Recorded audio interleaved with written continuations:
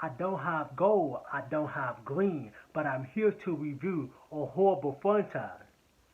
Let's begin. Leprechaun. What's up, Hellraisers? Welcome back to yet again another movie review, and we is about to run through the entire Leprechaun franchise, okay? So right here in March, I'm going to be literally reviewing every fucking Leprechaun movie leading all the way up to St. Patty Day. I'm not ready to go through this again, but I just got done watching the first Leprechaun movie, and I'm going to be completely honest with you. I know the rest of these movies are terrible, but let's just get on with this first review.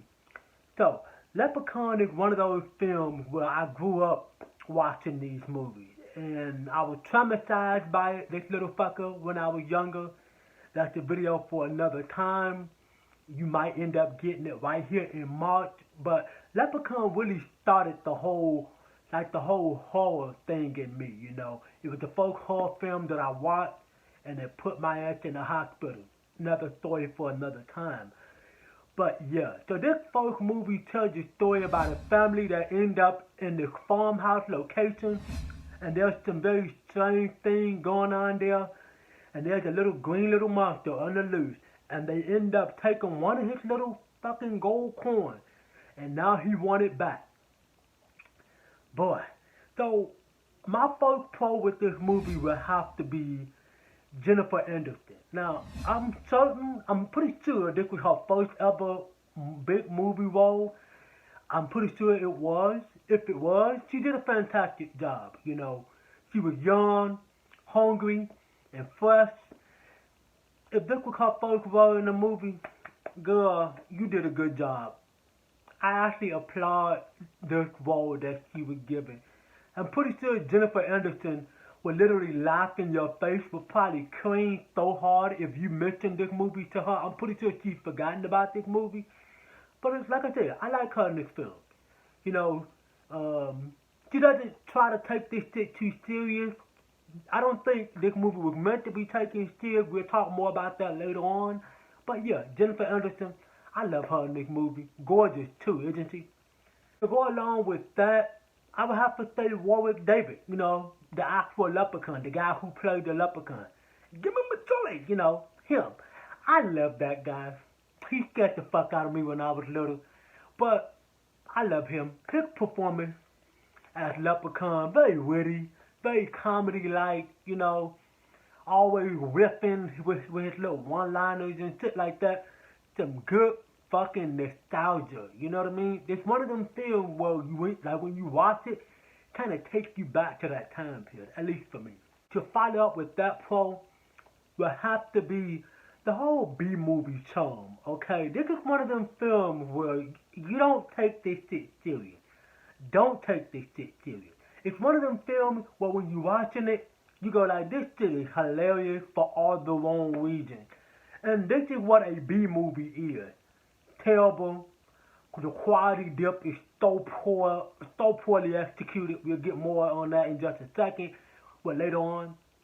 And the more you watch this movie, you start to see that this is one of them films where somebody just made just to have some fun with it, and they put a cast in there that literally knew the type of film that they had, where they try to balance it out with being serious and try to be comedy, try to be a little bit of witty, give you some little horror elements and some slasher along the way. It's one of them films, like I said before, I said again, you just have fun with it. You don't take this shit serious, you know?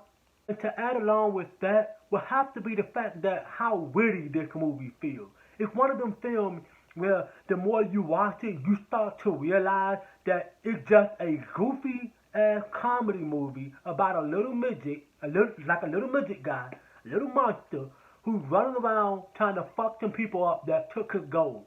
He not stopping until he gets that motherfucker.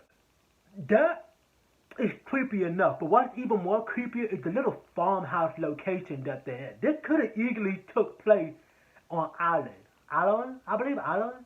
It could have easily took place there, but it just took place in the U.S., a little fucking farmhouse. Very interesting setup. Said thing and I said again. When you take comedy and horror and witty light, and when you put it together, it blends real good. And especially for a dark comedy like this. This is one of the films where it takes different elements and blend it together, and you get a B movie like this.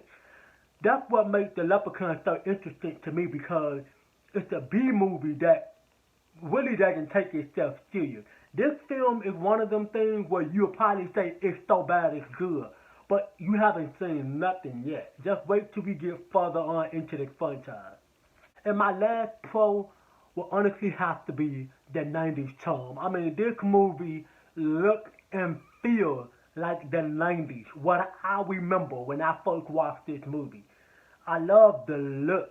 I love the retro look. I love like the gritty look of the camera, the way the camera moves, the way the camera, what's it about? Get like a certain shot on the person's face and body and the facial expression. I love some of like the little line delivery. It feels and looks like 90s shit, and that's exactly what I love. I grew up in that time period, and I love the look of this film. Moving on into the mix. Not really a con, but it's something that I was able just to pick apart with this film. I don't want to be too hardcore in this movie. Just give it time. We're gonna get there. But this film right here, in terms of the way it looks, even though I like the look of this film, it aged very poorly. Considering the fact that you watching this in high definition, and the quality and the look of the film just fucking downgrade. You can really see the flaws in the camera shot and at least the quality of the camera compared to high definition. You know what I mean? It's like this film was shot in like fucking 360p. And I'm watching this in fucking 1080p. It's like, bro, the quality dip is just really, it's down.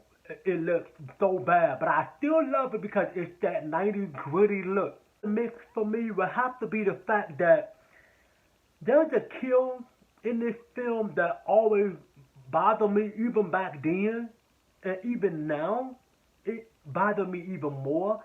Like I said, it's not a con, it's more of a mix. It's just that Leprechaun was on I believe it's called a pogo stick, and he was jumping on this guy.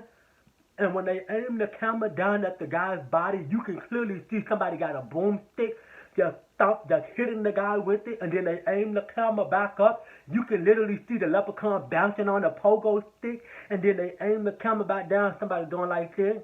And aim the camera back up, Leprechaun bouncing on the fucking stick. That shit looks... it looks fucking hilarious when you watching it in today's time. But back then... a lot of people probably would have said that shit looks good. But today, even back then, like I said, I noticed how terrible that looked back in the day. And looking at it now just remind me why I've always nitpicked that little part.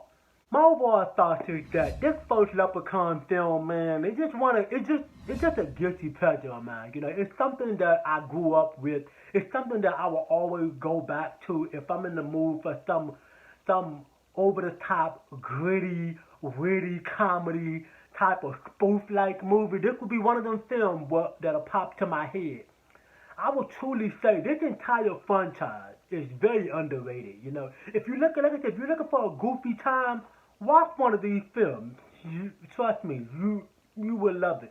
Just wait until you get further into this franchise. We'll get there. Trust me. So that's gonna wrap up my first review on this fucking franchise. I am not ready to run through this bitch, but we're gonna do it. I hope you got your charm ready because this is gonna be a fucking roller coaster ride. So if you want to be part of this ride, make sure you consider dropping a like on this video, subscribe to the channel, and turn on that fucking bell notification so that way when I drop another lit ass video for the channel, you'll be the first ones to get it. And I hope to catch you here in my next video.